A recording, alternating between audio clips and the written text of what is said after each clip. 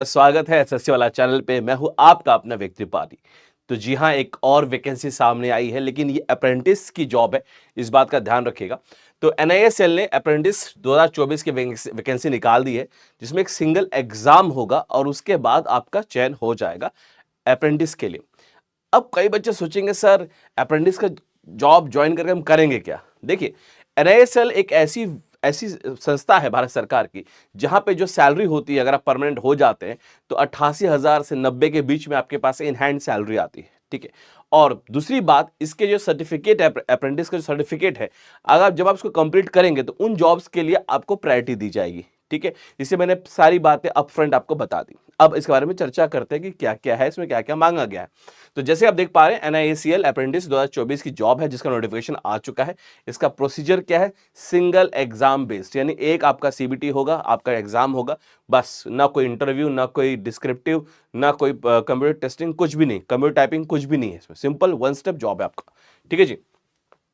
अब जैसे हम बात करें तो 325 वैकेंसीज आई हैं, लेकिन ये 325 वैकेंसीज हैं, ये रीजन वाइज निकली हैं। तो आप एनआईसीएल के साइट पे जाके इसको चेक कर सकते हैं कि जो वैकेंसी है वो रीजन वाइज है ना, कि इनके जितने भी रीजनल ऑफिसर्स हैं उसके अकॉर्डिंग इसकी वैकेंसी निकाली गई है। तो 325 वैकेंसीज आई हैं। इसका जो फॉर्म भरने का समय है वो 21 सितंबर से आप इसका फॉर्म भर सकते हैं, और लास्ट डेट क्या भरने का? 5 अक्टूबर जो है इसका लास्ट डेट है।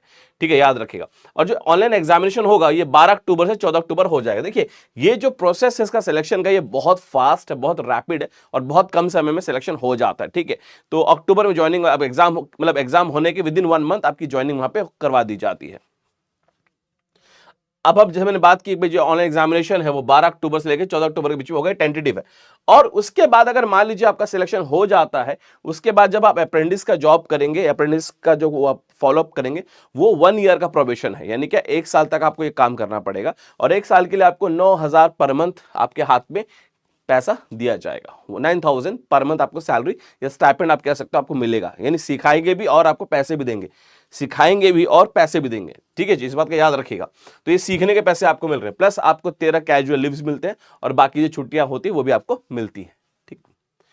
इसके अलावा अब क्वालिफिकेशन क्या मांगा गया? देखिए, कई बार क्या होता है कि बहुत सारे स्टूडेंट्स ऐसे हैं जो ग्रेजुएट हैं और उनके पास कोई आगे दिशा नहीं दिख रही उनको। तो अगर कोई भी ऐसा स्टूडेंट जो इस वीडियो को देख रहा है वो ग्रेजुएट है और आगे उसको समझ में नहीं आ रहा है यार मैं क्या करूं, आगे चल के मैं क्या तैयारी करूं, तो ये आपके लिए ही बनाया गया है। ठीक है जी, याद रखिएगा। खास करके कॉमर्स बैकग्राउंड के जो बच्चे हैं उनके लिए बहुत अच्छा एक अपॉर्चुनिटी है।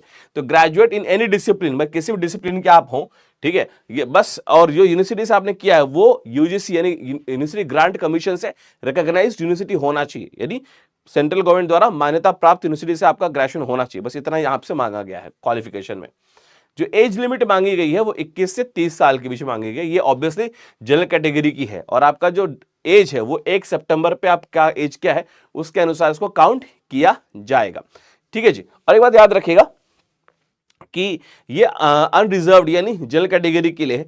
तो एससी एसटी के लिए जो हमेशा गवर्नमेंट का नॉर्म होता है कि ओबीसी को 3 साल का रिलैक्सेशन मिलता है और एससी एसटी को 5 साल का रिलैक्सेशन एज में मिलता है। ठीक है।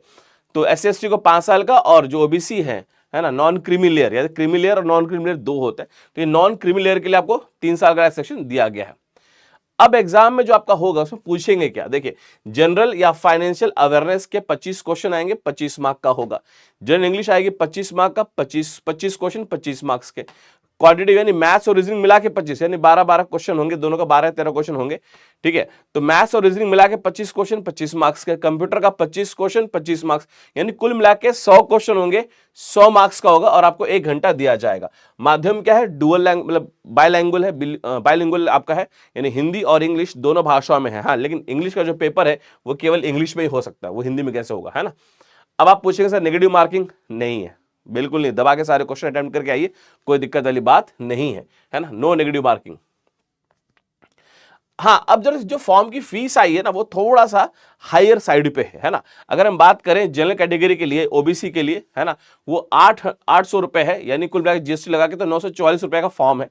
अगर आप महिला है ना, सारी महिला चाहे किसी भी कैटेगरी को, तो 708 रुपए का फॉर्म आपके लिए। एससी एसटी के लिए 708 रुपए का फॉर्म है, और पीडब्ल्यूबीडी के लिए आपके लिए 472 रुपए का फॉर्म है। ये मुझे थोड़ा लगा कि थोड़ा हायर साइड में है, बाकी बढ़िया जॉब है, मस्त जॉब है। तो अब ये मैंने दोबारा बता दिया, एनआईएसएल की अप्रेंटिस की जॉब है, स्टेट वाइज वैकेंसी निकली है।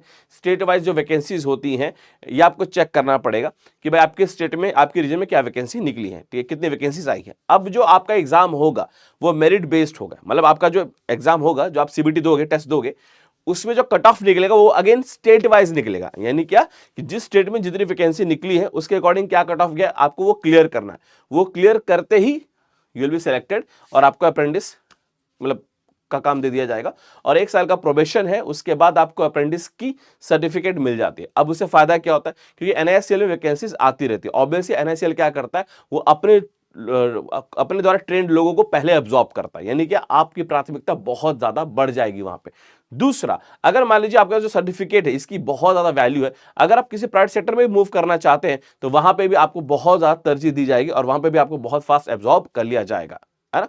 मैं लोगों की बात कर रहा हूं जो जॉब की तलाश में ग्रेजुएशन के बाद परेशान है, ये उन लोगों के लिए।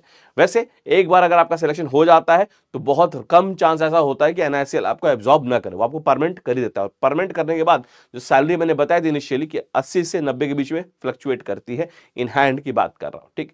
और अगर आप इसको ऐसा है जो एसएससी की तैयारी कर रहा है, तो एसएससी जीडी की अगर आप तैयारी कर 2025 की, तो एसएससी जीडी का महापैक आपके सारी परेशानियों को दूर करता है, क्योंकि इसमें recorded videos, record lectures, live lectures और आने वाले जो कोर्सेज है जीडी के वो सारे इसमें इंक्लूड होते हैं, ठीक है।